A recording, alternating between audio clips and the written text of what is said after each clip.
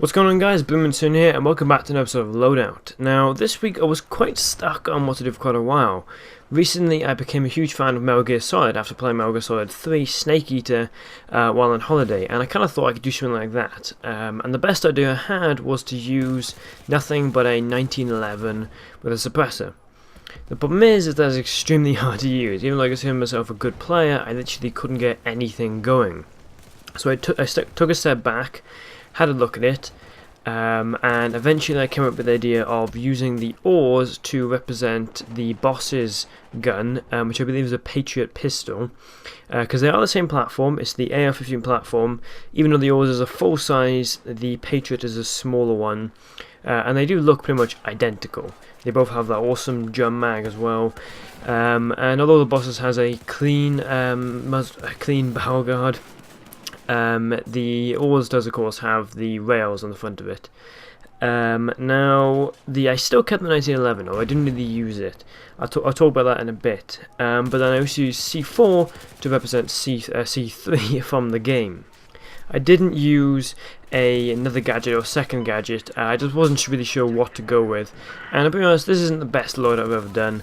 I do hope in the future I can do a proper Metal Gear Solid one, or at least a proper Snake loadout, either one of the Snakes, and hopefully I can do one. I was tempted to do a Metal Gear Solid 5 Phantom Pain one, but I didn't want to go poking around about anything about the game, because I'm currently planning to play through all of them from Metal Gear Solid 1 up to 5. As I said before, I've recently become interested in the games, so I kind of like to play through all of them, and I don't want to have to spoil anything, or if anything accidentally be spoiled for me. That being said though, I did manage to piece together this loadout, and although not the best, I did wish it operated better. It is actually quite a lot of fun, although it definitely does get beaten out by a lot of other classes. The oars is a fantastic weapon. The fast rate of fire, 800 rounds per minute, is amazing for an LMG. It's got decent accuracy, kind of kicks in random places at times, but overall it's pretty accurate and is very much a laser beam. Although it does have a reasonably slow reload, which you can't expect because it is an LMG, but it does have a very nice 100 round magazine, of course, and it's a very solid option with attachments. Personally, I seriously dislike this weapon without any attachments on it, especially sights. Now you might say, well, hang on, the iron sights are okay, and yeah, sure, they are okay, but the main problem I find with the iron sights is the fact that there's two big towers close to you, and the fact that the two prongs at the side do actually cover up quite a bit of your view, so occasionally you do lose enemies at certain distances. And sure, there's worse iron sights in the game, but they are very difficult to use, especially seeing as with this LMG you do have to, I mean, you don't have to, but the best tactic is to put down as many bullets as possible.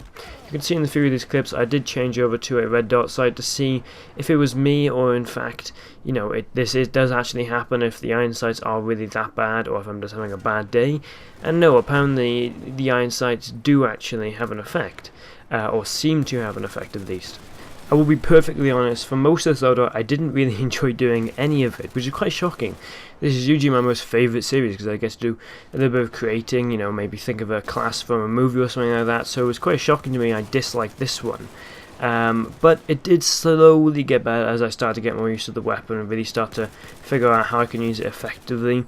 And really, like as I said before, the best way to use it is in some way like an M16, because if you think about it, it's a M16 that's bona fide. It's got 100 rounds per minute, or 101 rounds in a magazine, 800 rounds per minute, so it really should be used as an M16 basically, but with of course a 100 round magazine, which means you can just pile down rounds down range, and there's absolutely no issue of ever running out of ammo. A lot of the time I'll go in, oh god, I've got to reload, suddenly look down, oh wait a minute, I still have 50-60 rounds left, what's the point? And that's actually really good. Like I said though, if you do kit it out, it becomes so much better. Now the 1911 is decent, but it did actually provide something to me. I found the gun was actually seriously underpowered. When I think of a 1911, I think of hard-hitting, sort of gritty, packs a punch sort of thing. You know, I think of something that you pull out and it's loud and it's just mean. But in reality, the weapon's actually pretty weak. I didn't really find that enemies are dropping at all. This is even when I was using it just as a 1911. I didn't really get much use out of it at all. If this is intentional by DICE, it's sort of a, this weapon is getting old, you know, here's how it compares to modern weapons, or if this is more of a just simple balancing, I kind of think it should have a little bit of a buff, but it depends if they'll bother buffing any weapons at this time of the game, because of course the game is nearly 3 years old right now, so I'm not really sure DICE are going to bother patching anything about it. Now, to finish off the video, C4 is always a good option. It's always so much fun and very helpful. It did actually provide a lot of entertainment for me in this sort of seriously dislikable class for most of the time. But if you ever can choose C4, definitely do it. It is one of the best things you can choose for the support class, and I would definitely say the best gadget for the support class. Hopefully C4 will stay as it is in the next Battlefield. I don't want to see it changing. It really, aside maybe slight damaging, you know, less damage, maybe less range when you throw them. Aside from that, I hope C4 never changes.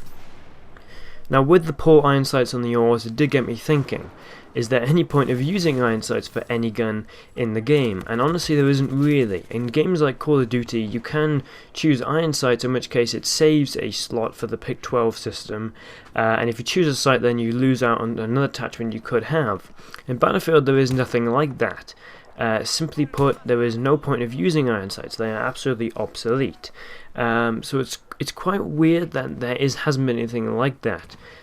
Possibly in the future we could see something like the weight possibly increases, which doesn't make a huge amount of sense because they're very light, but there isn't really a huge amount they could do unless they completely change up the customization system, making it so that there is a point system, which I personally dislike. I like the way it is at the moment, but I do think iron sights deserve some kind of boost or some kind of bonus over regular sights.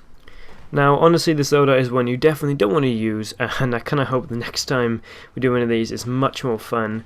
Hopefully you guys did enjoy that. Don't forget to like, share, and subscribe. Sorry this one's slightly hashed together and not really on topic, but again, hopefully you enjoyed, and until then, Blue Monsoon, out.